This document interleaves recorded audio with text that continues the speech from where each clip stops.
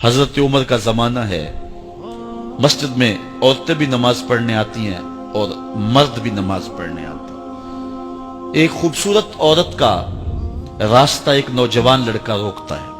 ایک دن اس نے دیکھا، ایک نے رک کے کہا تجھے مسئلہ کیا ہے؟ اس نے کہا کہ میں تیرا چاہنے والا ہوں۔ اس نے کہا کہ میری چاہت ڈیمانڈ جو کروں گی پوری کر دو گے؟ اس نے کہا آسمان سے تارے بھی توڑ لو۔ اس نے کہا بس میری ایک خواہش ہے، 40 دن حضرت عمر کے پیچھے نمازیں پڑھ لو، اس کے بعد 40ویں دن کی آخری نماز کے بعد یہاں میں منتظر ہوں گی تیری اور تیرا انتظار کروں۔ 40 دن نمازیں چلتی رہی۔ پھر عمر کا لہجہ اور من کے روگ نہ دھلے اور من میں نور نہ اترے۔ 40ویں دن کی آخری نماز کے بعد وہ گردن جھکا کے جا رہا تھا، لڑکی اسبِ وعدہ کھڑی تھی۔ کہا گزر رہے ہو؟ میں اسبِ وعدہ کھڑی ہوں۔ کہا کھڑی رہو۔ عمر نے دل کا تعلق رب سے جوڑ دیا ہے۔ آؤ اس قرآن سے تعلق جوڑو، یہ دلوں کے زنگ اتارتا ہے، روحوں کو نور دیتا ہے۔ اسلام کا جو بنیادی اخلاق ہے وہ حیا ہے، یہ بات ذہن میں رکھیں۔ ہر دین کی ایک پہچان ہے، حضور نے فرمایا اسلام کی بنیادی پہچان کیا ہے؟ حیا ہے۔ جب ہم نے اسلام کے دامن کو چھوڑ دیا ہے، یہ رسم حنا کے نام سے بدتمیزی یہ کس معاشرے سے ہم نے لی ہے؟ اور کیا بہوؤں بیٹیوں کا تماشا لگایا، اور نیم برہنہ بیٹیاں لوگوں کی شہوانی نگاہوں کے سامنے ہیں، اور باپ بھی کھڑا ہے اور بیٹا بھی کھڑا ہے۔ نہ باپ کی آنکھوں میں حیا ہے، نہ بیٹے کی نظروں میں حیا ہے، نہ بھائیوں میں غیرت ہے، اور کہتے ہو اللہ کی رحمتیں ہمارے اوپر نازل ہوں۔ یہ تو شکر کرو پتھر نہیں برستے محمد عربی کے قدموں کا صدقہ۔ اگر ان کی رحمت نہ ہو درمیان میں، ابھی آگ لگ جائے دونوں جہاں میں۔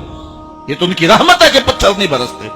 پچھلی قوموں نے ایک ایک جرم کیا، کسی کے اوپر پتھر برسے، کسی کے اوپر خون برسا، کسی کے اوپر ایسا زلزلہ آیا کہ نیچے والی جگہ اوپر اور اوپر والی بستیاں نیچے۔ لیکن اس امت پر ایسا نہیں ہوگا، اور اللہ نے فرمایا ما کان اللہ لیعذبہم وانت فیہم، محبوب تیری وجہ سے میں عذاب نہیں اتارا ورنہ پیس کے رکھ۔ سر سے لے کر پاؤں تک ہم اسلام میں آ جائیں، چھوڑیں آدھا تیتر آدھا بٹیر، جہاں جی چاہا اسلام کے دامن میں آگے اور جہاں جی چاہا ادھر چلے گئے۔ مسجد میں بھی چندہ دیا اور ہوٹل میں بھی شراب پی، رب بھی خوش رہے شیطان بھی راضی رہے، ایسا نہیں ہوگا۔ رب کہتے نہیں کہتے میرے ہو تو پھر میرے ہی ہو۔ کوئی بھی غیرت مند محبوب نہیں جو ہے تسلیم کرتا کہ میرا محب کسی اور کی طرف نظر اٹھا کے بھی دیکھے، تو رب سب سے بڑا غیرت مند ہے، وہ نہیں چاہتا میرا ہو اور کسی اور کی طرف دیکھے۔ تم کون ہے؟ مغربی تہذیب لگتی کیا ہے تمہاری؟ اپنی ملت کا قیاس اقوام مغرب سے نہ کر، خاص ہے ترکیب میں تجھے قوم رسول یاد۔ تم غیروں کی نکالیاں کرتے پھرتے ہو، تمہارے سامنے سیدہ عائشہ کی سیرت موجود نہیں ہے؟ تم مغرب کے ٹینوں بننے کی کوشش کرتی ہے میری بیٹی، تیرے سامنے محمد کی بیٹی فاطمہ کا نقشہ نہیں ہے؟ کدھر بھاگ رہی ہے؟ یہ بال کھول کے بازار میں کون جا رہا ہے؟ یہ نیم برہنہ کون جا رہا ہے؟ دیکھ محمد عربی تجھے کیا آواز دے رہے، ان کا لہجہ کیا، اس کو سن اور زندگی کو اس کی مطابقت میں گزار۔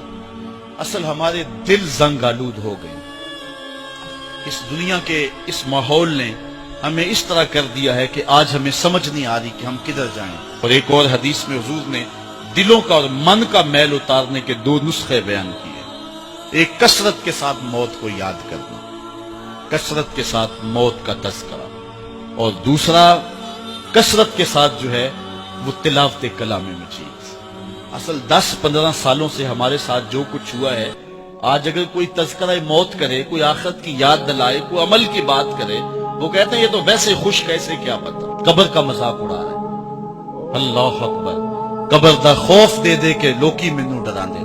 میں کہتا ہوں لوگ ہیں کون ڈرانے والے؟ منکر نکیر کا پتہ آمنہ کے لال نے دیا ہے۔ فَلْيَضْحَكُوا قَلِيلًا وَلْيَبْكُوا كَثِيرًا، تمہارا رب کہتا ہے تھوڑے ہنسا کرو زیادہ رویا کرو۔ رونا دل کا میل اتارتا ہے، باطن کے اجاڑ پن کو دور کرتا ہے، من میں خشیت الہی کے پھول کھلاتا ہے۔ اور حدیث میں آتا ہے وہ آنکھ خوف خدا کی وجہ سے روئی اور ایک بال کی جڑ بھی بھیگ گئی، کل قیامت کے دن وہ بال جہنم میں نہیں جانے دے گا۔ عرض کرے گا مالک یا اسے جنت دے دے یا مجھے نکال لے، تو رب بال تو نہیں نکالے گا، اللہ تعالیٰ اس شخص کو جنت عطا فرمائے۔ لا خیر فی عین لا تبکی من خشیت اللہ، امام ابو نعیم نے لکھا حلیہ میں، اس آنکھ میں بھلائی کوئی نہیں ہے جو خوف خدا میں روتی نہیں۔ رونے کا مزاج بناؤ، طبیعت کے اندر نرمی پیدا کرو۔ اگر طبیعت سخت ہے، بعض لوگ تباً سخت ہوتے ہیں، تو روزانہ شام کے وقت قبرستان میں جا کر کے کچھ وقت گزار کے آیا کرو۔ اپنی طبع میں نرمی پیدا کرو، طبیعت میں سادگی پیدا کرو۔ اپنے زندگی کے معاملات کو زیادہ نہ پھیلاؤ کہ جو حساب دینا مشکل ہو جائے۔ مجھے اپنے والد گرامی کی ایک بات یاد آئی۔ آپ فرمایا کرتے تھے جس شخص سے پیار ہو جائے نا، اس کی آخرت کے لیے سوچا کرو کہ اس کی آخرت ٹھیک ہو جائے، اس کے لیے محنت کرو، کوشش کرو، جو تم کر سکتے ہو کہ اس کی آخرت ٹھیک ہو جائے۔ ہاں، ہر بندہ چاہتا تو یہ ہے کہ میری زندگی آسودہ ہو، آسودہ ضرور بناؤ زندگی کو، لیکن خیال رکھو کہ اس دنیا کی زندگی کی آسودگی سے آخرت کی آسودگی جو ہے وہ زیادہ عزیز ہے۔ یہ 4 دن کی زندگی ختم ہو جانی، تھوڑی ہے، بالکل سانسوں کی گنتی ہے اور ختم ہو جانے والی ہے، اور وہ زندگی نہ ختم ہونے والی۔ اس لیے خندق کھودتے صحابہ پر جب حضور کو پیار آیا تو دعا کیا دی، اے اللہ میرے انصار کو بھی بخش دے، میرے مہاجروں کو بھی بخش دے، کیونکہ زندگی تو آخرت کی زندگی ہے۔ ان کی آخرت کی زندگی کے لیے خاص طور پہ دعا مانگی۔ اس لیے اپنی آخرت کی زندگی کے بارے ترجیحاً ہم سوچیں اور اپنی زندگی کو بہتری کی طرف لے جائیں۔ 5 گانا نماز شعار زندگی بنا لیں۔ زندگی جاتی ہے تو جائے، لیکن نماز نہ جانے پائے۔